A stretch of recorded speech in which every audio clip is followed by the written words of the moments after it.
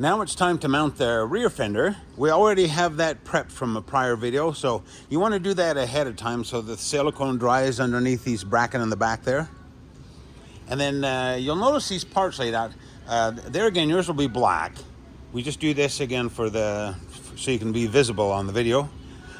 It was a stinker designing all this stuff because there was nothing on the back of that 1500 to mount anything to. So I think you'll really like the way we came up with this clamp affair.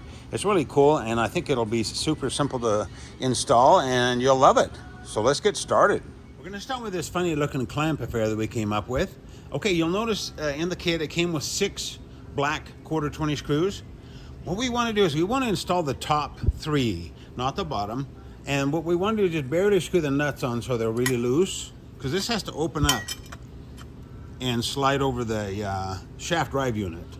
So screws through the back side, nuts on the front side, just like that.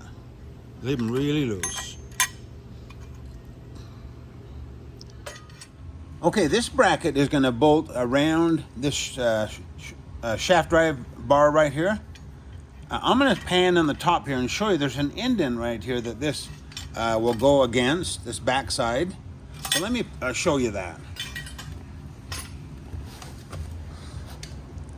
You can see how it's dished in right here.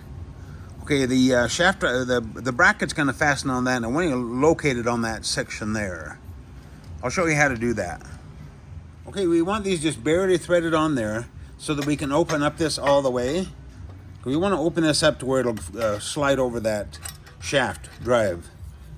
So open that all the way and slide that in there like that. And there you have it. I'll show you how to put the rest of the screws in, and we'll tighten it up. Pay attention to this. We have to do it in a certain sequence. Now I've inserted the screws in the bottom, and I'm beginning the tightening process. It's really important on this to make sure that we tighten it correctly, so it seats in there perfectly, because if it doesn't seat perfectly, it might pry and bounce loose later. And also this arm that comes back will not line up with your fender, so it's really important that we do this properly. So what I've done is I've gone up and down, back and forth, and we watch the length of the screws sticking out of the nuts. Make sure that they're the same on the top and bottom.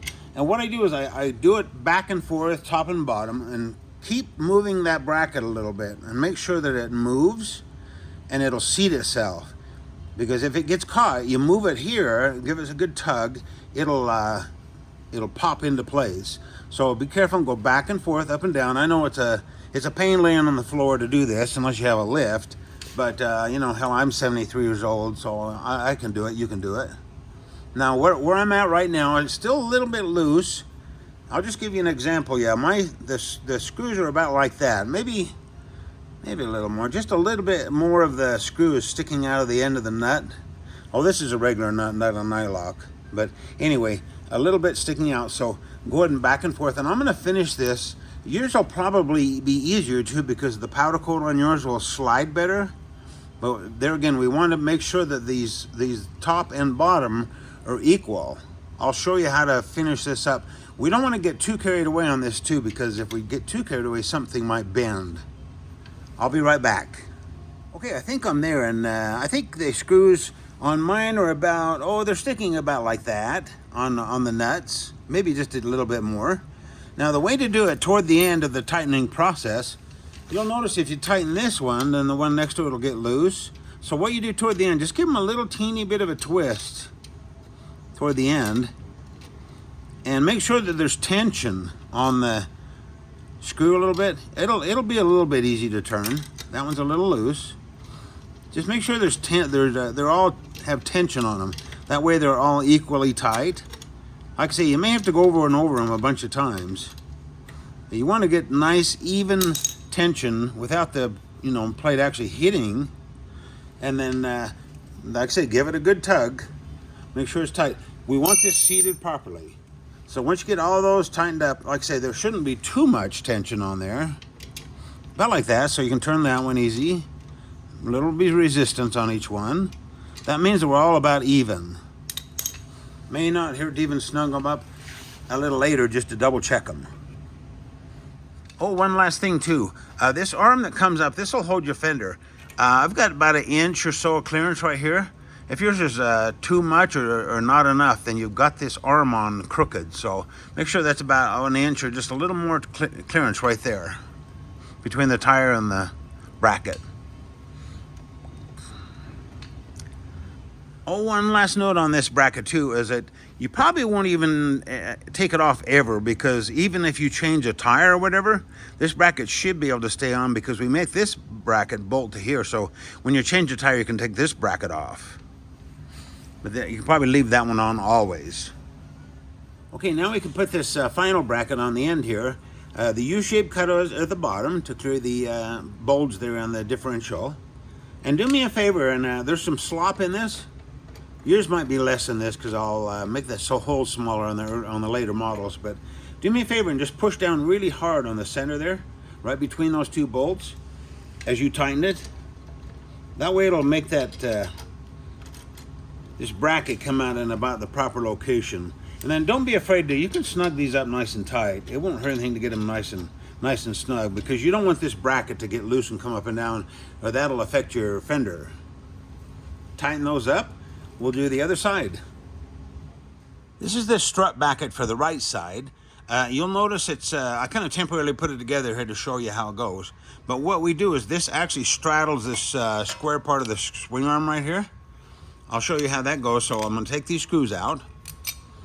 That's basically how it goes. So you'll have the longer screw at the bottom, short screw at the top, and then this will stick out the back of the bike.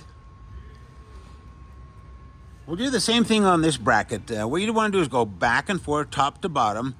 You'll see that the bracket needs to seat against the swing arm here, and then down below that weld that goes down through the middle. We want this to sit nice and flush against the swing arm, both sides, front and back.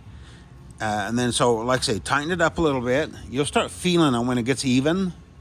And it still slides a little bit on the swing arm there.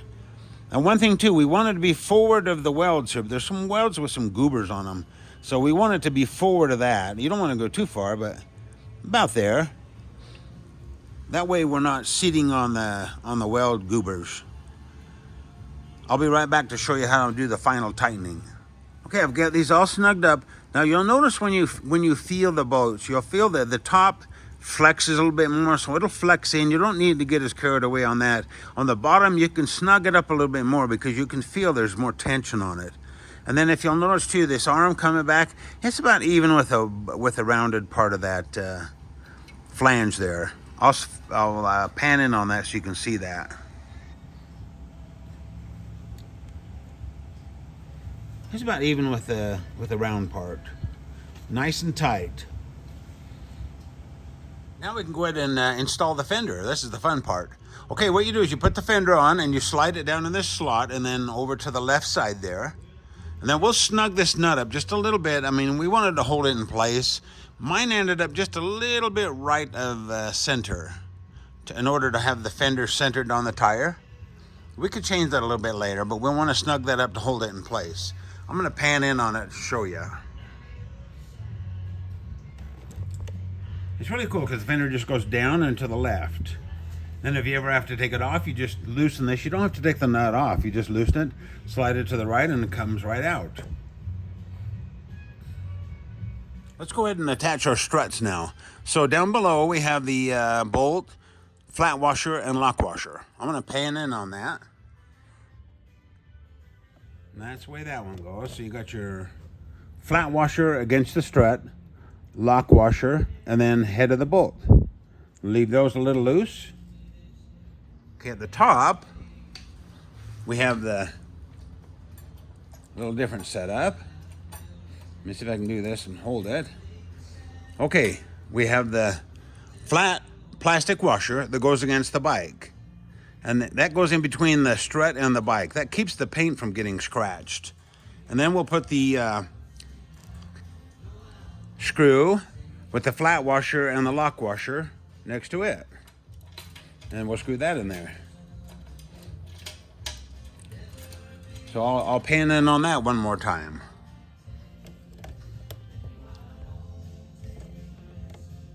Okay, so under the strut we have the plastic washer between the strut and the fender to keep it from scratching. Then we have the flat washer, lock washer, and screw.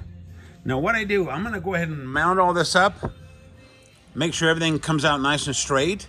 And then after I get finished, I'm gonna take this back out. I'm gonna put a little bit of blue Loctite on the threads, just a little bit of blue Loctite on there, because once we get all this set, if you ever have to take this fender off, you can just undo the struts down below and then that screw up front and then slide it off, and you can leave the struts on the fender.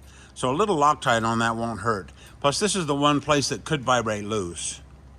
Okay, I'm gonna show you the tightening sequence.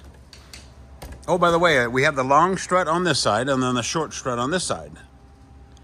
And what I did is I just kind of attached everything first, kind of loose, and then you can check in here to make sure you got a little bit of in between the screw and the tire. Just make sure there's a little bit of clearance there, because the strut's adjustable up and down. So a little extra clearance doesn't hurt. You don't want it too high or it won't look good.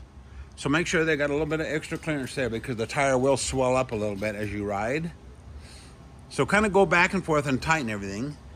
And if things do come out a little bit crooked, which hopefully they won't, you can raise one strut, lower the other one, kind of back and forth, and it'll change the fit on the tire. And also if you move the front back and forth a little bit, sometimes that'll affect it. So adjust all that stuff the best you can, and then tighten everything up and put a little Loctite on these, and then everything should be good once you get it all tight. It's a nice sturdy setup. There you go, that rear fender is on.